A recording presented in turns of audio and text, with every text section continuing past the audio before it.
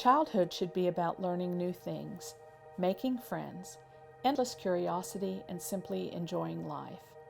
But for some children, their lives are anything but bright and full of hope. For a victim of child sexual abuse, the consequences of their maltreatment can have a lifelong impact. At CAMC Women and Children's Hospital Children's Advocacy Center, our goal is to help children and families pick up the pieces and begin to move forward from their experience. Unfortunately, child abuse is much more common than what most people think. We know that statistically in West Virginia, 1 in 10 children by the age of 18 will have experienced some type of sexual maltreatment.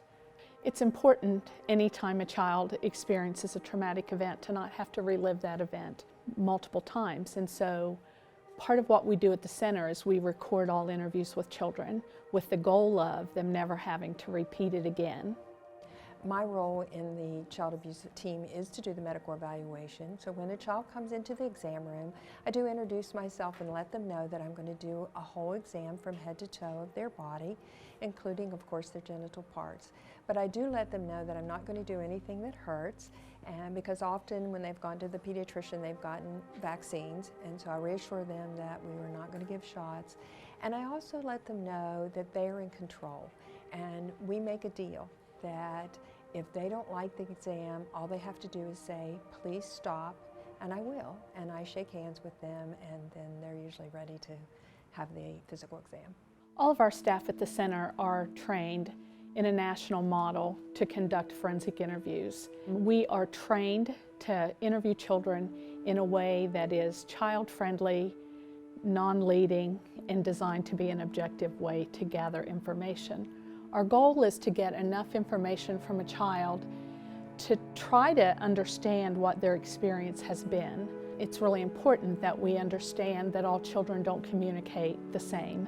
We have to understand the developmental process of a 3 or 4-year-old versus a teenager and be able to adapt our questions to them in a way that, again, is sensitive to their needs, both developmentally and emotionally. Last year we saw over 500 children that we provided services to at our center, and the majority of those cases will never see the inside of a courtroom.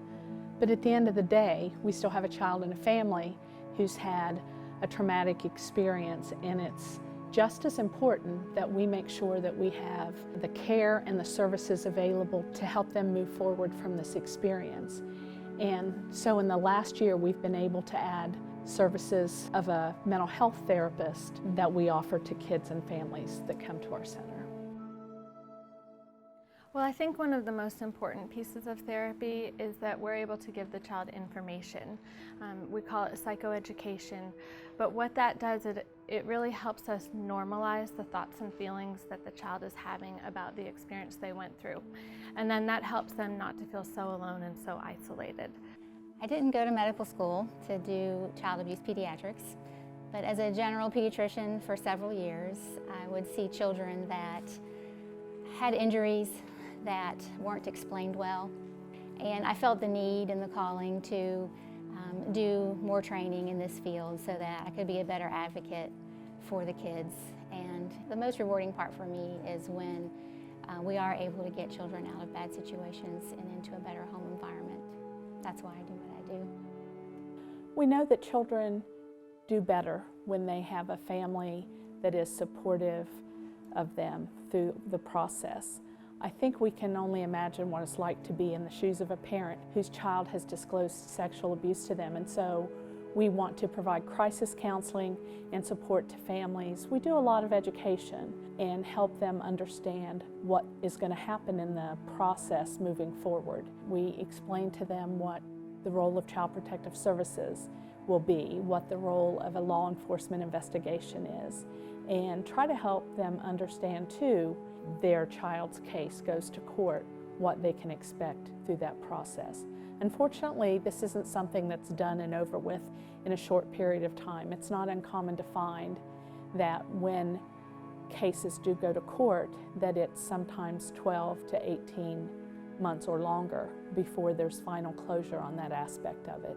So it's important for families to understand that their visit to the center is not the end. In many ways, it's just the beginning.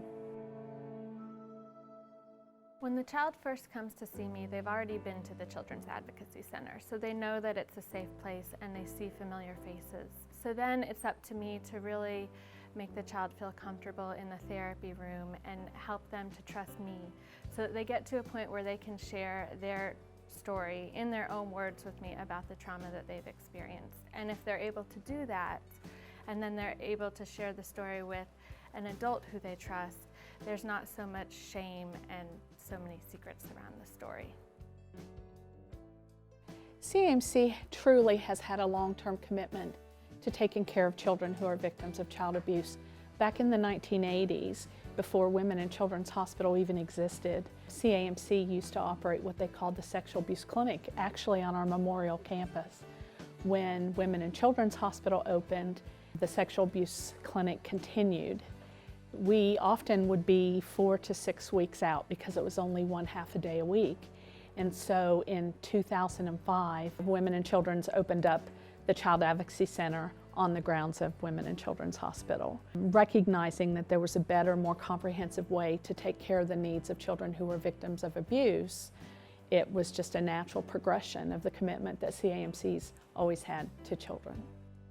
My hope for the child would be that they can lead a healthy and productive life and do whatever they want to do with their future.